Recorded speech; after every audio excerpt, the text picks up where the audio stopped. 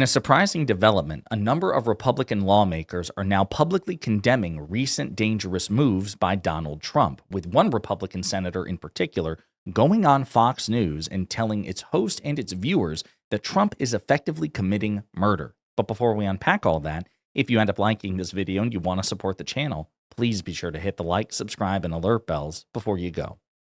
All right, friends, we have a couple of clips to play, and I want to start with this one. This is Republican Senator Rand Paul of Kentucky alongside Democratic Senator Tim Kaine on Fox News Sunday discussing Trump's military buildup in the Caribbean and his orders to the U.S. Navy to, in Rand Paul's words, commit extrajudicial killings. Take a look. To you, Senator Paul, what do you need to hear in a briefing? What questions do you have?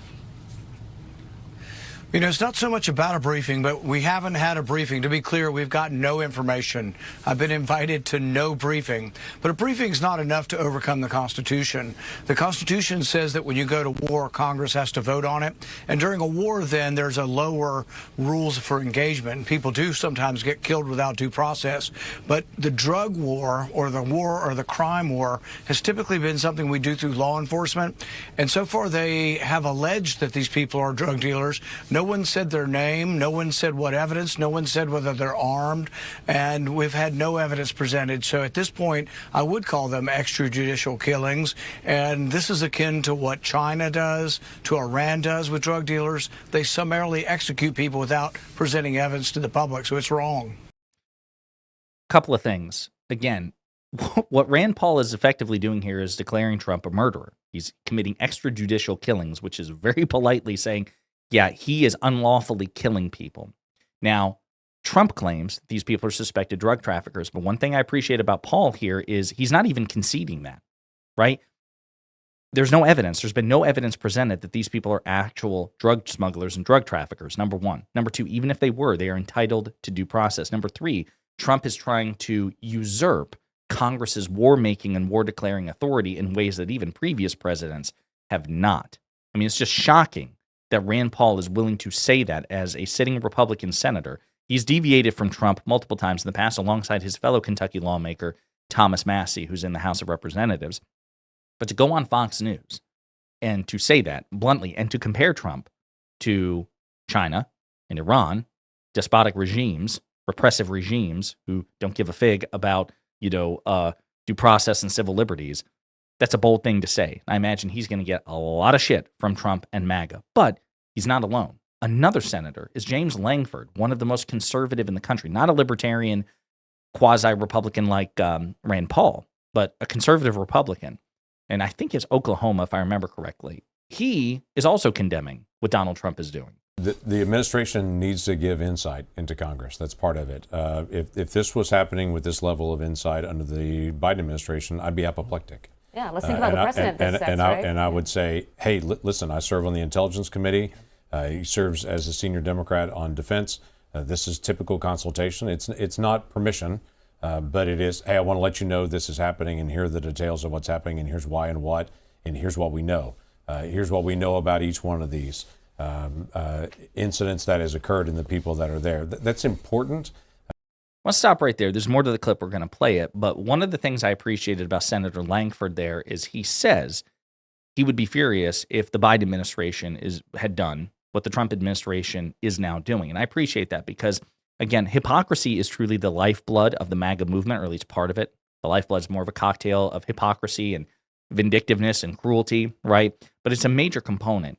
And one of the things I appreciate about Lankford, even though, again, we have to put a little asterisk by this because he does grade Trump on a curve because he is somewhat intimidated by Trump, just not fully the way that many others are, is that he acknowledges if the shoe were on the other foot, I'd be pissed, but so would many others as well. And so we can't adjust our standards simply because it's our guy in charge. It's a Republican in charge, and I appreciate that. But let's continue. We're all elected officials. We're in a co-equal branch of government, and we've got to be able to have that kind of coordination. Now, we need to be able to engage on drugs. I have Oklahomans that are dying from methamphetamine, from cocaine, from fentanyl, and from different drugs that are laced with fentanyl on it and mixing it in. That's happening in my state as it's happening all around the country. We tried a lot of different approaches to be able to stop it. The president has turned the volume up to 11 and said, no, we're going to stop drugs coming into our country that are killing folks. So he's putting tariffs on countries that are allowing the precursors to be able to come over into North America, and he's taking direct action against those folks that are trying to deliver the drugs that are killing Americans. Those are entirely appropriate to do. What we're missing is the communication, the coordination, and the ability to be able to say, let's talk out loud about this. We're not his opponent on this. We're an ally in this to be able to solve it, but we need to be able to have a voice on it as a co-equal branch. Are there other...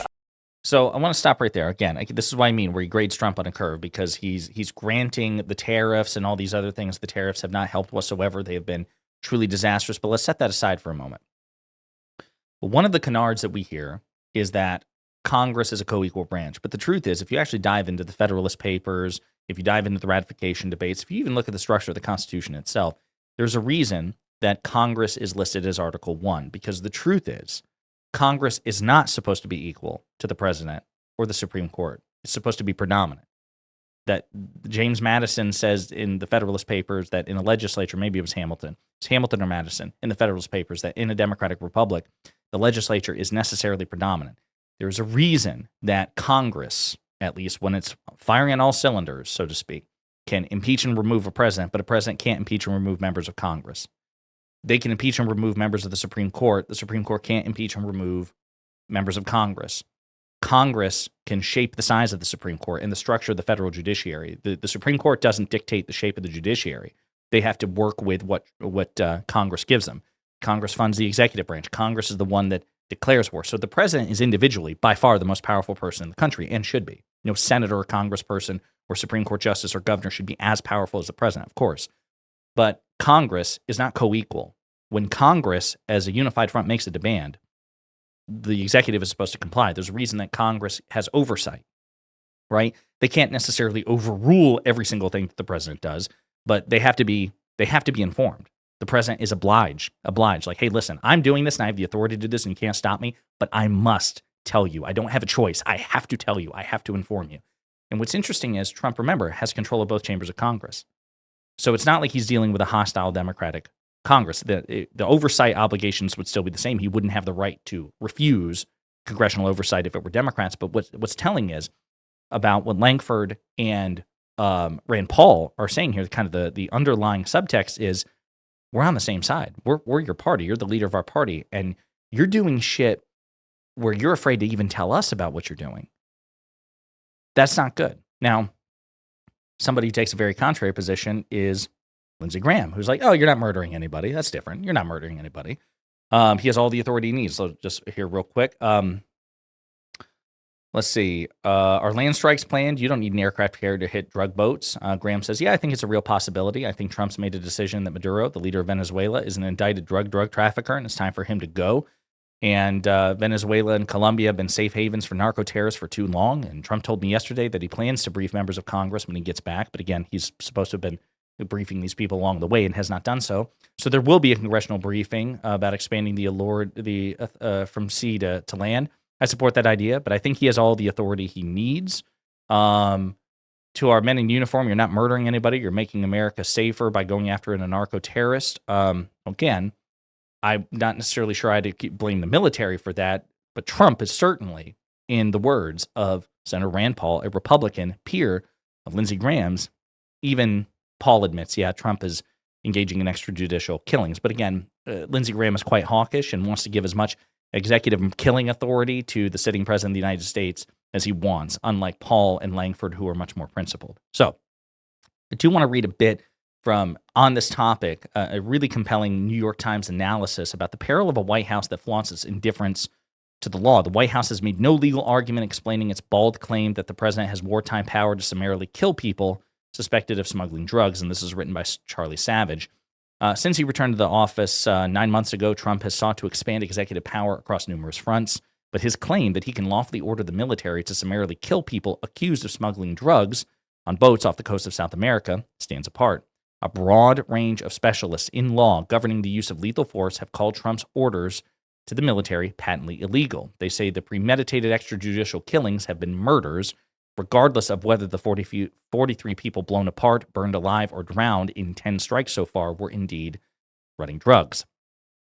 Trump insists the killings are lawful, invoking legal terms like self-defense and armed conflict, but it has offered no legal argument explaining how to bridge the conceptual gap between drug trafficking and associated crimes as serious as they are and the kind of armed attack to which those terms can legitimately apply. So again, their defense is like, yeah, we just have the authority. It's self-defense. It's armed conflict. But you actually have to apply the argument. You have to explain why this is self-defense and armed conflict and why those things permit you to do what you're doing. And they're not doing that. It's becoming clearer than ever that the rule of law in the White House has depended chiefly on norms, on government lawyers willing to raise objections when merited and to resign in protest if ignored, and on presidents who want to appear law-abiding. This is especially true in an era when party loyalty has defanged the threat of impeachment by Congress and after the Supreme Court granted presidents immunity from prosecution for crimes committed with official powers. Every modern president has occasionally taken some aggressive policy step based on a stretched or disputed legal interpretation. But in the past, they and their aides made a point to develop substantive legal theories and to meet public and congressional expectations to explain why they thought their actions were lawful, even if not everyone agreed. And they give an example which we hear about all the time, at least I do when I do debates, right? Around 15 years ago, intense legal controversy surrounded President Obama's drone strikes targeting al-Qaeda militants in ungoverned places where the United States did not have ground troops, like Yemen and tribal Pakistan. Those included the killing of a U.S. citizen, Anwar al-Awlaki, who was deemed an operational terrorist leader whose capture was infeasible. Behind the scenes, Obama administration lawyers wrestled with the scope and limits of how the congressionally authorized armed conflict against al-Qaeda could apply to such scenarios. They developed lengthy and detailed memos citing Supreme Court precedents and systematically worked through issues of domestic and international law. The details of its legal rationale became known to Congress and the public not only through unauthorized disclosures and FOIA lawsuits, Freedom of Information Act, but also because the administration delivered speeches and produced a white paper summarizing its reasoning, which it gave to Congress. Today, the Trump administration is mostly behaving with audacious transparency about its boat attacks. Trump has posted surveillance videos of its deadly strikes, talked with relish about how it's very violent and very amazing, the weaponry, and even acknowledged that he had authorized the CIA to take covert actions in Venezuela. But administration officials have clammed up when asking for the legal analysis to support their assertion that there is a legal state of armed conflict that makes the killings lawful, even in closed-door congressional briefings. According to people familiar with them, officials have provided no detailed legal answers. So I want to be very clear. Next time someone comes up to you and says, well, Obama did this, that, and the other thing, Biden did this, that, and the other thing, you can say bullshit. You may disagree with that decision. They may have been wrong, but they at least attempted in good faith to develop substantive theory, citing Supreme Court precedent and case law to make a good faith justification for what they did. Trump is just saying, fuck that, giving it the finger and doing his own thing. These are worlds apart. The rest of this article is very good. You should definitely check it out. I'll probably link it and pin it in the first comment or in the video description. But there you have it, folks. Things are so bad that even prominent Republican senators are calling Trump out for this, and at least one of them on Fox News says this is effectively murder. In the meantime, let me know what you think in the comments.